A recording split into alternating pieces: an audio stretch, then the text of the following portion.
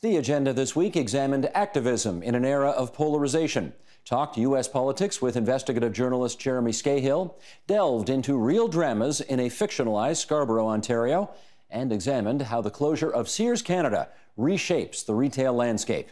The agenda's Week in Review begins with anti-corruption crusader Bill Browder about his battles with Russia. You were sort of the first major guy from the West into Russia as a foreign investor and became the #1 guy there because you had a knack for being able to look at, as Russia was privatizing and going from communism to capitalism, you could look at undervalued resources and invest in them. And of course, when the value went up, everybody made lots of money. When you were first trying to do that, how ethical was the business scene in Russia? Well, the whole world in Russia was completely sort of Wild West. So what had happened was they had gone from communism to capitalism, and they gave away a lot of assets to the people of Russia for free, but they hadn't set up, it was like building a house without creating the plumbing or electricity. And so the plumbing and electricity in this case was laws and property rights and so on. And so we would buy shares of companies, but all the assets in the companies and the cash flow was being stolen out the back door by the Russian oligarchs, the people who own these companies. And so it was this terrible Wild West situation where everything was really cheap. The shares were cheap, they were undervalued, they were at a huge discount to the West, but they were cheap for a reason, and the reason was because there was just monumental stealing going on inside these companies. But if business likes predictability, and that was clearly one of the most unpredictable scenarios you could invest in, why do business there? Well, my logic was very simple. It traded at a 99.9% discount to the value of similar companies in the West. So it traded at 1/10% of a comparable company in the West, like an oil company or whatever. And my logic was, okay, all you have to do to make 10 or 20 times your money is for them not to take it away from you. And so I was making a bet, and my bet was very simple. Let's say there's a 50% chance they're going to take everything away from you, and a 50% chance you're going to make 10 or 20 times your money. Those are pretty good odds. And so I told my clients, just take a tiny fraction of your net worth, and I'll manage it for you, and we'll either lose it all or make 10 or 20 times the money. And a lot of people actually ended up making a lot more than 10 or 20 times their money with me.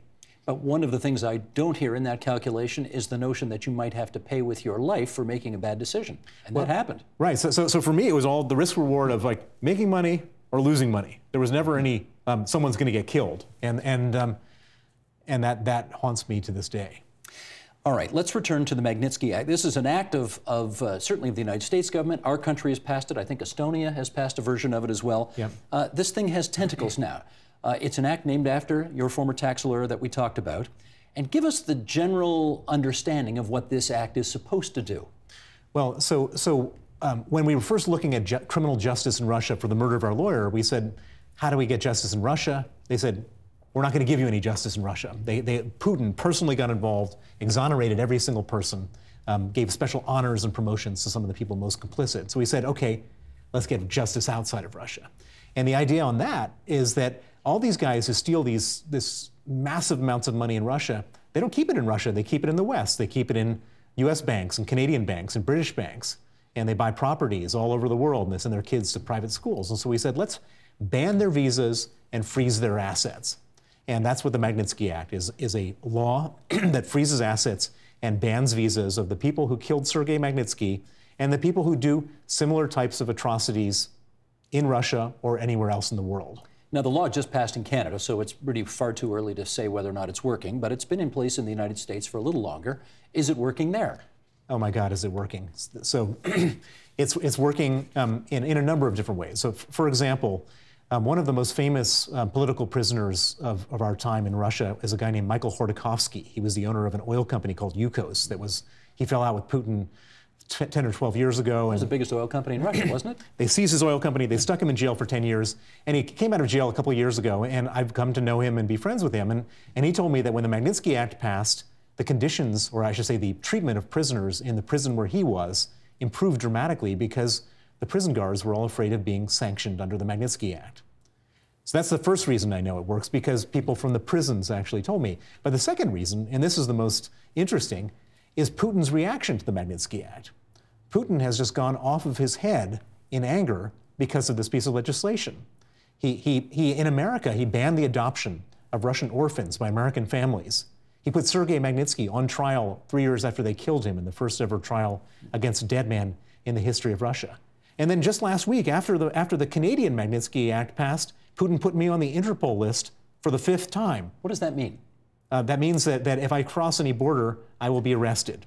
Any border in Europe? Any border anywhere. Any border anywhere in the world. The guy types in your passport, and he says, "Oh, Interpol, arrest this man." They don't know my story. They haven't read my book. These guys only know that there's an arrest warrant for me. Okay, so you're not a Canadian citizen.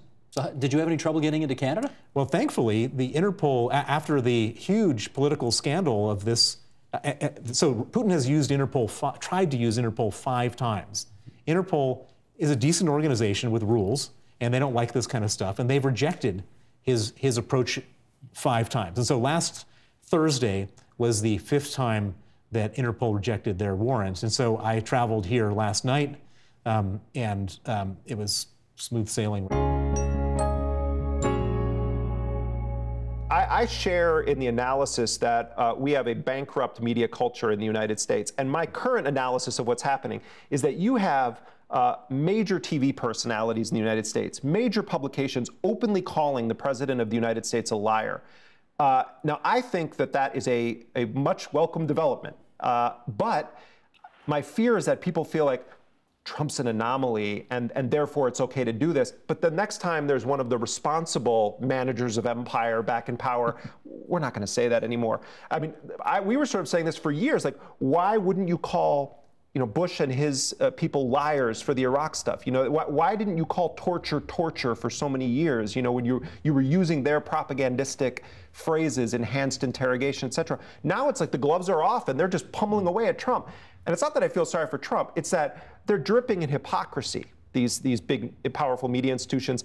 And I hope, I'm not confident, but I hope that this sticks, and that if a Hillary Clinton type person becomes president, or the Democrats regain power at 1600 Pennsylvania Avenue, that the same standard is applied to them as it is to Trump. It's interesting because can I use this word, the viciousness of the coverage against Donald Trump, or the aggressiveness, maybe that's a better word, was not used against Barack Obama, despite the fact that Obama, I think it's fair to say, over his 8 years, was way worse for media than anything Trump has done so far. Trump's popped off, but he hasn't actually done anything yet. Is that fair to say?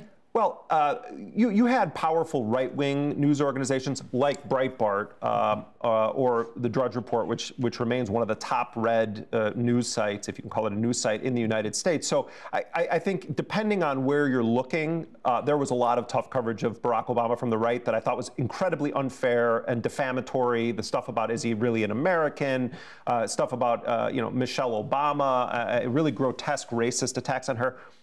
But when you're talking about like the so-called mainstream of American journalism, kid gloves on Obama compared to what they're doing with Trump. And it's not that I feel sympathy for Trump. It's that some of the very entities that are attacking Trump were completely asleep at the wheel while Obama was authorizing the drone killing of American citizens, while Obama was using the 1917 Espionage Act to go after whistleblowers. Jim Risen, the great legendary New York Times reporter, multiple Pulitzer Prizes, waged a multi-year legal battle against Obama's Justice Department. The Justice Department was trying to force him to snitch on confidential sources of his, whistleblowers. And where was the excoriating coverage over that? Oh, it was almost not covered at all, outside of a kind of small circle of, sort of straight shooting journalists. But it wasn't, this was not a mega scandal. Okay, back on the path here. Yeah. Is Donald Trump's victory proof of the failure of liberal politics? No, I wouldn't say that, because I think that there is no such thing as liberal politics in the sense that you're meaning it in institutional politics in the United States. These two political parties, the Democrats and the Republicans, share much more in common with each other than they do with average working Americans. I mean, Hillary Clinton, she's a neoliberal empire politician who is a very pugnacious, hawkish person from both her Senate, her time in the U.S. Senate, where she supported militaristic policies, the Patriot Act, Iraq invasion. The Iraq invasion. She's now recanted, although it's a strange, it's a sorta culpa, not a mea culpa. Donald Trump is, I think, an exaggerated version of empire politics in the United States. He says things that racists and white supremacists have decided no longer they're going to say out loud. But you're asking about liberal politics. The Democratic Party is not a left institution. There are leftists that permeate certain aspects of the Democratic Party, but these are empire politicians. And I think that the Bernie Sanders candidacy, if Bernie Sanders had decided to run as an independent candidate, it would have shattered the Democratic Party, and I think it would have been a good thing because we need multi-party system in the United States, not just two parties. And I think it was a real lost opportunity. The catch-22 for Bernie Sanders is he would have been blamed then for Trump winning. But Trump did win anyway, and Hillary Clinton was the candidate. Well, Trump won anyway, but let me put 2 points on the record, which everybody knows. Number one, he didn't Hillary Clinton got 3 million more votes than did Donald Trump. And the other thing is, if you, and I know you can't do this, but let's do this for argument's sake, you could take a small handful of states, half a dozen states, and the margin of victory by Trump in those states was so small that in a country of 330 million people, it's a matter of 100,000 votes here and there, right? That could have completely turned the election around another way. So are the reports of the death of liberalism in the United States exaggerated? No, in fact, I would say I reject the idea that we have like any kind of truly left politics in the establishment Democratic Party. One of the things I think is really a positive of Trump's victory, and there's very few of them, is I think there is a real debate now in the United States about what it means to truly challenge authority and power. What, in your view, is the best way to convince somebody to a point of view that they may be resistant to embracing? Yeah. Want to give me an idea on that? Well, in a word, compassion. I think it's the oldest trick in the book and the hardest to find in myself, even if it's just a drop of what the other person's experience might be. That's a bit out of the Jagmeet Singh playbook, isn't it? Remember, he got attacked in the midst of his leadership campaign, and he said, let's just love him to bits. Well, yeah, I guess in a way it is. And it's the hardest work. And I think that there's more of us that need to be building our empathy muscles. And I use the word muscle deliberately because it is a muscle. And just speaking for myself personally, being able to use that muscle has taken a lot of, I talked about trauma, childhood trauma, but has taken a lot of going beneath I would sort of call it the ubiquitous emotion of anger, which is for many, many years the only emotion that I had access to. And being able to get to some of the other feelings, to develop some more emotional fluidity. And because of that, I feel like I have more ability to hold space for other people in the room. We are, I mean, the criticism you hear all the time today is that we are all existing in our own echo chambers. We only want to watch the television that confirms our preconceived biases about issues. We don't apparently want to listen to anybody else's point of view, and even if they have good evidence on their side, we're not interested in evidence, we only care about how we feel.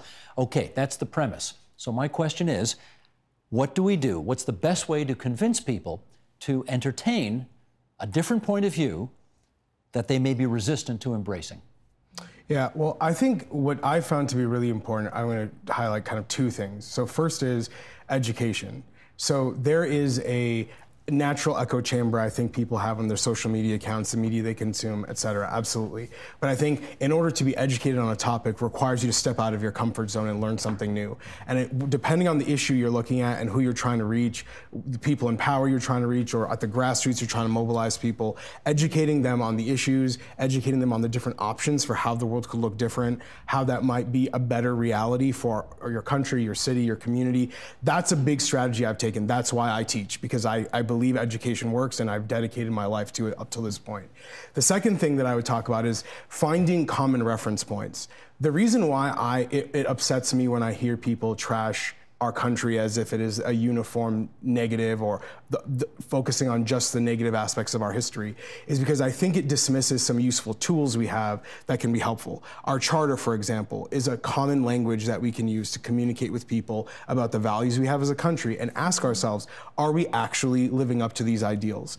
I mentioned Section 2 and freedom of speech as one, but there are many social issues that are reflected in the charter. And we can say, does racially profiling people actually reflect the values of our country? Does having people live in abject poverty with very little opportunity for social mobility reflect the values of our country? Because we actually wrote our values down and said, this is what we're going to live up to.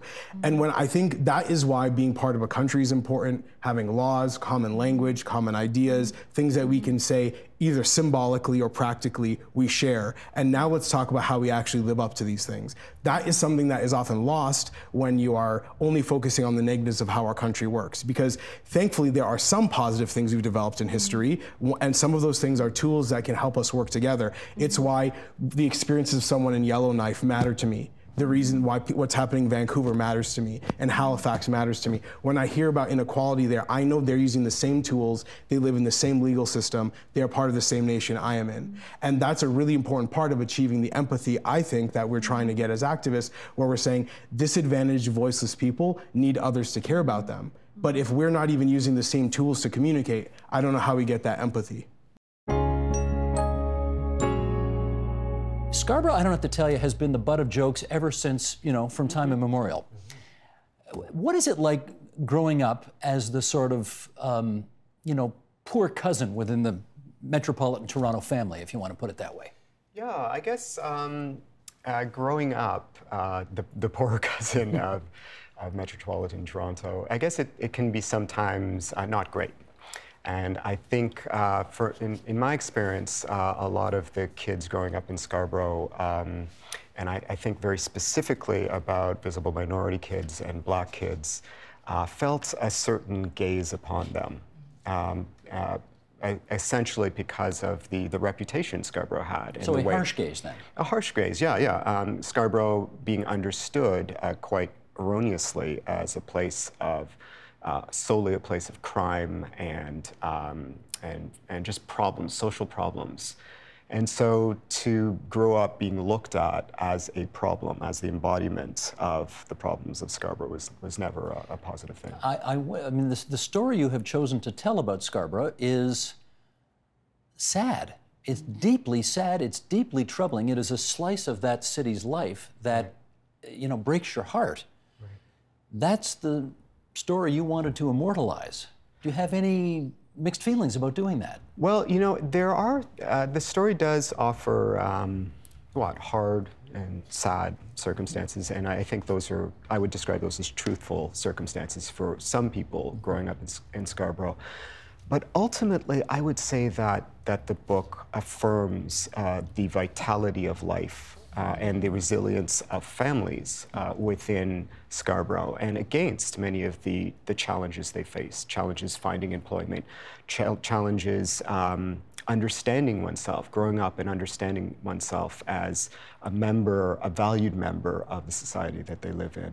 I think actually the novel affirms the beauty of the lives of people within Scarborough. Ultimately, it does that. But yes, I think part of that means attesting to the sad circumstances and the hard circumstances people sometimes have to live. Let me follow up, Catherine, with this. Before Toronto became the megacity, it actually was 6 separate cities. Yes. Actually, well, it was 5 and 1 borough. I mean, there was the old city of Toronto, there was East York, York, Etobicoke, North York, and Scarborough. That's right. And everybody, everybody used to kind of joke about Scarborough being, as I suggested, the poor second cousin. But in your view, what made or makes Scarborough stand out from all of those other neighborhoods, jurisdictions within the megacity? Yeah, I mean, I want you to imagine that, as David and I were growing up, is that it was a changing time. I still remember when we were becoming part of the city, and one of the stories that I shared with David when we first met was that I was living on Beach Grove when I was a child, and this man knocked on my door to give us a flyer to sign like a petition. saying that this townhome complex that was affordable housing down the road, he said that it was going to change the neighborhood for the worse because those people were going to come.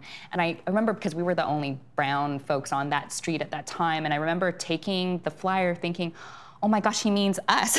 He means us, that we're going to change the neighborhood for the worse. You're the those people. We're the those people, exactly. And so growing up, I understood that, especially because now we're going through another wave of, like it's changing back and it's being gentrified because of, with richer folks wanting access to downtown from the lake, is that to have this attitude of the fact that, you know, if there's less of you, it makes the neighborhood better. So that's how I've grown up. I've grown up understanding that my presence in a particular neighborhood was not welcome and that we made things worse. And so I'm thrilled by the fact that brown and black folks are so resilient that we actually still have a whole lot of pride in the way that we share space, and that we really enjoy things that don't actually require a lot of money, such as, like, you know, sharing a bucket of KFC by the lake, or getting cheap clothes at National Thrift Shop. Those are the things that we enjoy, and those are the kinds of things that you can't get downtown, that kind of genuineness and that truthfulness. But that guy's opinion, did you think that was representative of a majority of the people there, or was this guy a one-off? I'm not sure. I mean, certainly not of my folks that I share space with, but I don't know about how you feel the same way, David. Well, I guess maybe another way of asking the question is, how many times do you need to hear that before a message is delivered and that message scars you growing up, and you understand that there are a number of people who believe that. Small towns in Canada and perhaps throughout the world, but you know, I'm focused on Canada, they don't grow. It's as simple as that. I mean, we've sort of started to see it a dozen years ago when I happened to read because I'm a very boring guy, I actually read Census Canada, Statistics Canada information, and 80% of the growth 10 years ago was in 6 cities of Canada. So you want to be there. And that's accelerated. That's where you have to be. And that's where you have to be. And we're just saying, you know what? We own a great property in Lethbridge, and it's a great town for retail. Walmart and Canadian Tire are always going to do okay there, but the rent isn't going up. So it's not for us. If you live in Elliott Lake, Ontario, then, William, what lessons do you draw from everything you've just heard down south here? Well, when we approach this, we approach it actually as a social welfare issue. We understood in looking to replace, and that you'll probably remember in 2012, partial collapse of the Algo Mall. We lost our Zellers, which we were going to lose anyway. So when we looked at replacing that retail, we had to look at it from a social wellness. We knew that there wasn't going to be a business case. We knew we weren't going to attract another big retailer to come in and take over that space. So as a community, we said what we need to do here is replicate some of the social experience by having that social gathering area, by giving people the opportunity to go and have that tactile experience of going and shopping and picking stuff up and putting it down. We know that it happens here. People go and they'll go to the store, they'll see it, then they go home and they go online and they price compare. We know there's been a boom in shipping companies in Elliott Lake who can get stuff. You can get stuff the next day here. But we know as a community where the average age is 56, that social outing, that going somewhere to do something, getting out of that steel cave is really important. And so we as a social wellness experiment invested in forcing the retail into the community. And I don't know that every other community would do that. So that's an argument, I guess, in your case, for additional government intervention as it relates to what we would normally think of as a purely private enterprise. Is that right? Yeah, I think for us, that idea that social wellness is really important to a community, I think goes without saying. Is that a government role to fill? I don't know. In our particular case, we took it as a community role to fill, but I think we have to be aware of the fact that taking away some of those opportunities for certain groups in our community, certain demographics, is going to have unintended negative consequences. Well, tell us this. What was the process like trying to entice another so-called anchor tenant to the new plaza? Your people around the table can tell you much better what reaction I would have got showing up at their office. We went so far as we met in Ottawa with a large national chain and said, look, we'll build you a store. We'll build you a custom-built turnkey store if you come into our community. And they said, you know what, that's a great offer. We appreciate it, but it doesn't fit our business model. This particular store told us, they said, we get thousands of email every week from smaller communities begging us to come to their community, and we just can't do it because it doesn't fit our business model. Doug, what's the reality on that? Well, I mean, it's in the numbers, right? I mean, an average age of 56 in the community, and statistically, and there's no reason to believe this wouldn't be the same in Elliott Lake, statistically, after the age of 50, you're spending, especially on consumer goods, and my wife being an exception to that. She may be watching this program, you know. It's okay. She's the statistical anomaly. But for most of us, it declines. And you know, we're not going out and buying all kinds of big screen TVs and furniture. I mean, those years are gone. So if you're a developer, if you're a retailer, you're keeping a very, very close eye on the communities that are attracting young people. And that's where you're investing your dollars. In which case, Sally, how does the role of a mall need to change going forward if this phenomena is going to survive? Well, I think it's really interesting that we talk about the community that's coming through your retail area. And if we look at, William, if we look at downtown New York City, very recently, Lord & Taylor sold their flagship store to WeWork. And if you think about the community that uses WeWork that will be coming through that store, it's a community of millennials and centennials, which one might argue is, you know, the retail holy grail. But what's really interesting is it's just like every day when you leave your house and you walk down the street. Do you notice that your next door neighbor has put a bunch of, Halloween decorations outside their house? Probably not, because you're walking along doing one of these. And so as much as there is this community flowing through the retail square footage, you have to do something as the merchant to catch their attention. And I really think that with this retail space that's come up, it's a joint responsibility of the merchant and the mall owner to try and figure out how do we get the footsteps through, and then how do we catch their attention and give them a reason to purchase. And that is the Agenda's Week in Review for this Friday, November 3rd, 2017. You can see all of those conversations in their entirety on our website, tvo.org, on our YouTube channel at youtube.com/theagenda, and thanks to our nightly Twitter live stream on our Periscope page. That's periscope.tv/theagenda. Help TVO create a better world through the power of learning. Visit tvo.org and make a tax-deductible donation today.